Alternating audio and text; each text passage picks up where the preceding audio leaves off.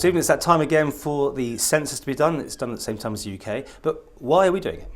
Well, this is what we call a full census, which happens once every 10 years. We do in between times, we have a smaller census review, what we call an interim census. And the reason we do it is that it enables government to collect data which is not readily available from any other source. And it enables government to therefore update its database on information which is of importance in economic policy making, in issues such as land planning, in issues such as the provision of public services looking into the future, and so on. A whole range of critical policy making relies on accurate information, and this gives us a golden opportunity to acquire that information. There's also a question there about if you can speak Manx, though. If you can speak Manx has traditionally been on there. The numbers are small, but undoubtedly what we'll show this time around is that they are growing. Now, as far as having to do it, for people filling the forms in, it is a compulsory thing, isn't it?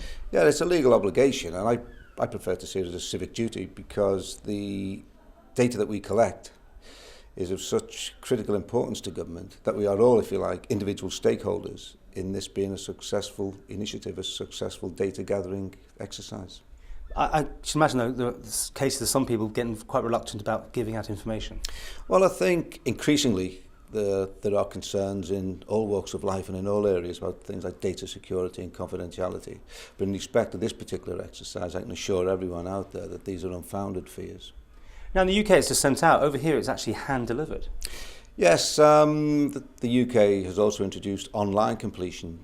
Financially, that was never a runner over here because of our small size. The overheads would have been too large. It's always proved a very, very good and comprehensive and accurate exercise in the past, so we didn't really see any need to change it. The whole process begins with households having received an information leaflet. They then have or will very soon receive the actual form itself. They complete the form with respect to their circumstances as of Sunday, and after Sunday their forms will be collected on the doorstep. If they have any difficulties with any aspect of what I've just described there, then they should contact the census office here. And then how long before you start crunching the numbers after you get them back? The report itself is probably not completed until not available publicly till about February 2012, we would envisage.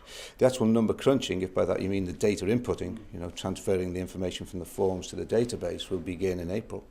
The exercise itself, in terms of following up incomplete or non-returned forms, non-collected forms, goes right up till September, which is why we obtain a head count of the population, which we think is arguably the most accurate in the world. And yet, you say that, people always don't quite know how many people are on the Isle of Man because we do have a certain amount of transient population, don't we, coming in and out? Yeah. Well, the census is principally concerned with the resident population.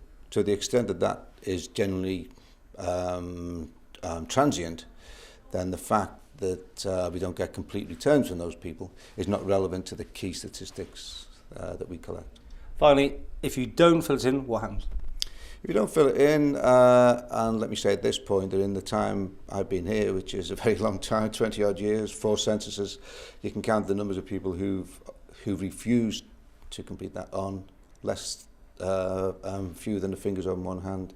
So I'd be surprised and disappointed if action needed to be taken on more than a single or 1 or 2 individuals.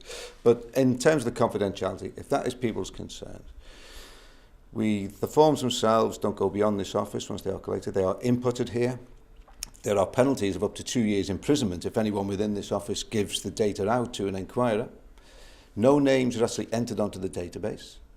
And when we finish with all these forms, they are held for 100 years in the Public Records Office.